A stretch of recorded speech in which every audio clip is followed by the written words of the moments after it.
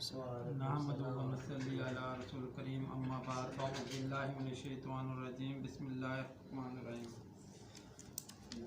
فضائل رمضان میں حضرت سلیمان رضی اللہ کہتے ہیں کہ نبی کریم صلی اللہ علیہ وسلم نے شعبان کی آخری تاریخ میں ہم لوگوں کو وعدہ فرمایا کہ تمہارے اوپر ایک مہینہ آ رہا ہے جو بہت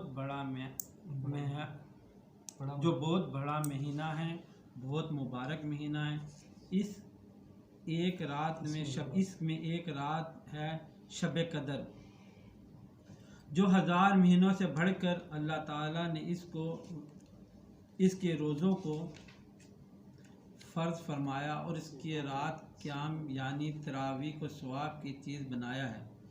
جو شخص اس مہینے میں کسی نیکی کے ساتھ اللہ کا قرب حاصل کرے، ایسا ہے جیسے غیر رمضان میں فرض ادا کیا، اور جو شخص اس مہینے میں کسی فرض کو ادا کرے وہ ایسا ہے جیسے کہ غیر رمضان میں 70 فرض ادا کرے۔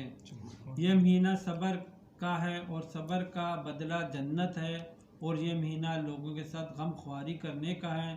اس مہینے میں مومن کا رزق بڑھا دیا جاتا ہے۔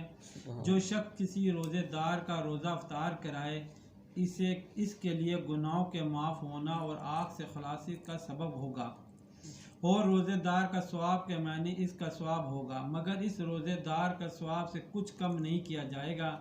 صحابہ رضی اللہ نے عرض کیا، یا رسول اللہ صلی اللہ علیہ وسلم، ہم میں سے ہر شخص تو اتنی وصیت نہیں رکھتا کہ روزے دار کا افطار کرائے۔ تو آپ صلی اللہ علیہ وسلم نے فرمایا کہ پیٹ بھر کھلانے پر موقف نہیں، یہ ثواب تو اللہ جل شان نے ایک کھجور سے کوئی افطار کرا دے، یا ایک گھونٹ پانی پلا دے، یا ایک گھونٹ لسی پلا دے، اس پر بھی مرحمت فرما دیا ہے۔ یہ ایسا مہینہ ہے کہ اس کے اول حصہ اللہ کی رحمت ہے، درمیانی حصہ مغفرت ہے، اور آخری حصہ آگ سے آزادی ہے۔ جو شخص اس مہینے میں ہلکا کر دے اپنے غلام و خادم کا بوجھ کو، حق کے تعالی شان اس کی مغفرت فرماتے ہیں اور آگ سے آزادی فرماتے ہیں۔ اور چیزوں کی اس میں قط رکھا کرو جن میں سے 2 چیزیں اللہ تعالیٰ کی رضا کے واسطے، اور 2 چیزیں ایسی ہیں جن پہ تم چارہ کارہ نہیں۔ پہلی 2 چیزیں جن سے تم اپنے رب کو راضی کرو وہ ہے کلمہ طیبہ اور استغفار کی کثرت ہے، اور دوسری 2 چیزیں رہیں کہ جنت کے طلب کرو اور سے پناہ مانگو۔ جو شخص کسی روزے دار کو پانی پلائے، حق کے تعالی قیامت کے دن میرے سے اس کو ایسا پانی پلائیں گے جیسے کہ بعد جنت میں داخل ہونے تک پیاس نہیں لگے گی۔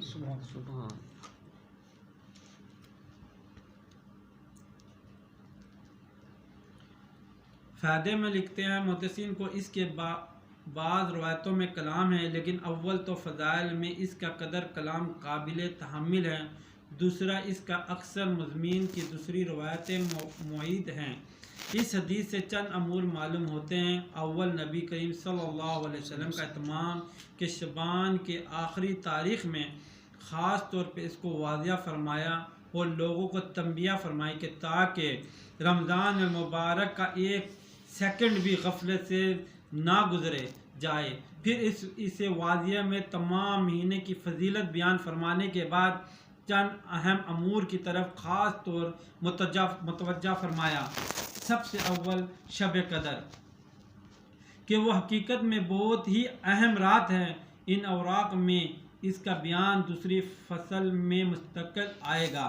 اس کے بعد ارشاد ہے کہ اللہ نے اس کے روزوں کو فرض کیا اور اس کے قیام یعنی تراویح کو سنت کیا۔ کہ تراویح کا ارشاد بھی خود حق کے سبحانہ و تقدس کی طرف سے ہے۔ پھر جن روایت میں نبی کریم صلی اللہ علیہ وسلم نے اس کو اپنی طرف منسوب فرمایا کہ میں نے سنت کیا، ان سے مراد تاکید ہے کہ حضور اقدس صلی اللہ علیہ وسلم نے اس کی تاکید بہت فرماتے تھے۔ اس سے وجہ سے سب اہم اس کی سنت ہونے پر متفق ہیں۔ برہان میں لکھا ہے کہ مسلمانوں میں سے روفائس کے سوا کوئی شخص اس کے منکر نہیں۔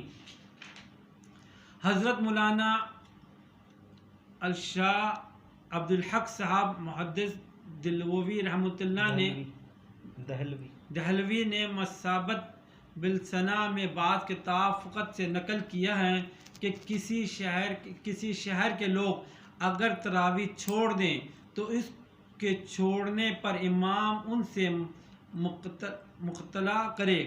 اس جگہ خصوصیت سے ایک بات کا لحاظہ رکھنے کی ضرورت ہے کہ وہ یہ کہ بات سے لوگوں کا خیال ہوتا ہے کہ جلدی سے کسی مسجد میں 8-10 میں کلام مجید سن لیں پھر چھٹی یا خیال رکھنا کی بات ہے۔ یہ دو سنتیں الگ الگ ہیں۔ تمام کلام اللہ شریف کا تراویح میں پڑھنا یا سننا یہ مستقل سنت ہے، اور پورے رمضان شریف کی تراویحیں مستقل سنت ہے۔ پاس اس صورت میں کہ ایک سنت پر عمل ہوا اور دوسری رہ گئی۔ البتہ جن لوگوں کو رمضان المبارک میں سفر وغیرہ اور کسی وجہ سے ایک جگہ روزانہ تراویح پڑھنی مشکل ہو، ان کے لیے مناسب ہے کہ اول قرآن مجید چند روز میں سن لیں تاکہ قرآن شریف ناقص نہ رہے، پھر جہاں وقت ملے اور موقع ہو وہاں تراویح پڑھ لی کہ قرآن شریف بھی اس صورت میں ناقص نہیں ہوگا، اپنے کام کا بھی حرج نہ ہوگا۔ حضور اقدس صلی اللہ علیہ وسلم نے روزے اور تراویح کا ذکر فرمانے کے بعد عام فرض اور نفل عبادت کا اہتمام کی طرف متوجہ فرمایا کہ اس میں ایک نفل کا ثواب دوسرے مہینوں کے فرائض کے برابر ہے، اور اس کا ایک فرض کا ثواب دوسرے مہینوں کے 70 فرض کے برابر ہے۔ اس جگہ ہم لوگوں کو اپنی اپنی عبادتوں کی طرف بھی غور کرنے کی ضرورت ہے کہ اس مبارک مہینے میں فرائض کا ہم سے کس قدر اہتمام ہوتا ہے اور نوافل میں کتنا اضافہ ہوتا ہے۔ فرائض میں تو ہمارا اہتمام کی یہ حالت ہے کہ سحر کھانا کھانے کے بعد جو سوتے ہیں تو اکثر صبح کی نماز قضا ہو گئی، اور کم از کم جماعت تو اکثروں کی فوت ہوئی جاتی ہے۔ گویا سحر کھانے کے شکریہ ادا کیا اور اللہ کے سب سے زیادہ متمم بالشان فرض کو یا بالکل قضا کر دیا یا کم از کم ناقص کر دیا۔ بغیر جماعت کے نماز پڑھنے کو اہل ادار نے ناقص فرمایا ہے، اور حضور اقدس صلی اللہ علیہ وسلم کا تو ایک جگہ ارشاد ہے کہ مسجد کے قریب رہنے والوں کو تو گواہ نماز بغیر مسجد کے تو ہوتی ہی نہیں۔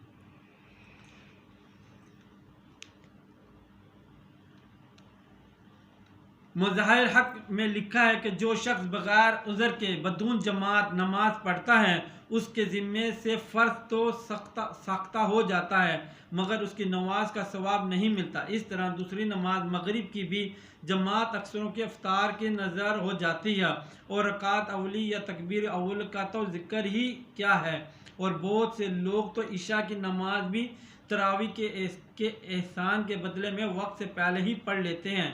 یہ تو رمضان المبارک میں ہماری نماز کا حال ہے۔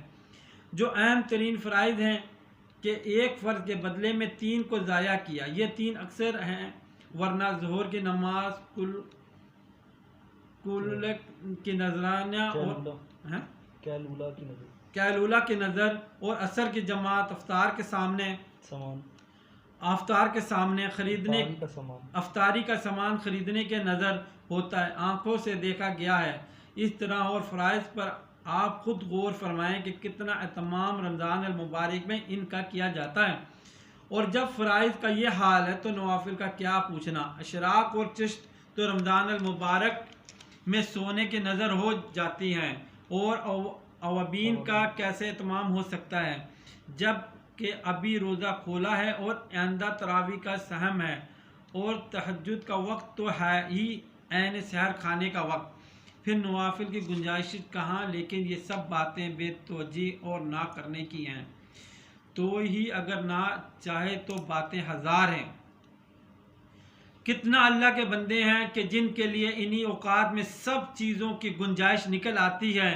میں نے اپنے آقا حضرت مولانا خلیل احمد صاحب نور اللہ مرقدہ کو متحد رمضان میں دیکھا ہے کہ باوجود ضعیف اور پیر ناسالی کے مغرب کے بعد نوافل میں 100 پارے پڑھنا یا سننا، اور اس کے بعد آدھا گھنٹہ کھانا وغیرہ ضروریات کے بعد 1.25 پارہ پڑھنا سننا، اور اس کے بعد آدھا گھنٹہ کھانا وغیرہ ضروریات کے بعد ہندوستان کے قیام میں تقریباً 202 گھنٹے تراویح میں خرچ ہوتے تھے، اور مدینہ 2.25 گھنٹے تراویح میں خرچ ہوتے تھے، اور مدینہ پاک کے قیام میں تقریباً 3 گھنٹے میں عشاء اور تراویح سے فراغت ہوتی۔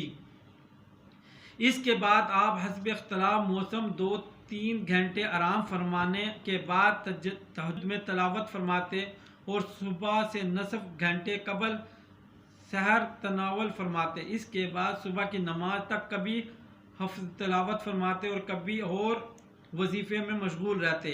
اسفار یعنی چاندنی میں صبح کی نماز پڑھ کر اشراق تک مراقبہ رکھتے، اور اشراق کے بعد تقریباً 1 گھنٹہ آرام فرماتے۔ اس کے بعد سے تقریباً 12 بجے تک اور گرمیوں میں 1 بجے تک بذل المجور تحریر فرماتے اور ڈاک وغیرہ ملاحظہ فرما کر جواب لکھتے۔ اس کے بعد ظہر کی نماز تک آرام فرماتے، اور ظہر سے عصر تک تلاوت فرماتے۔ عصر سے مغرب تک تسبیح میں مشغول رہتے، اور حاضرین سے بات چیت بھی فرماتے۔ بذل المجور و ختم ہو جانے کے بعد صبح کا کچھ حصہ تلاوت میں اور کچھ کتابی بینی میں بذل المجور اور وفا و ترس وقت پر ظاہر نظر رہتی۔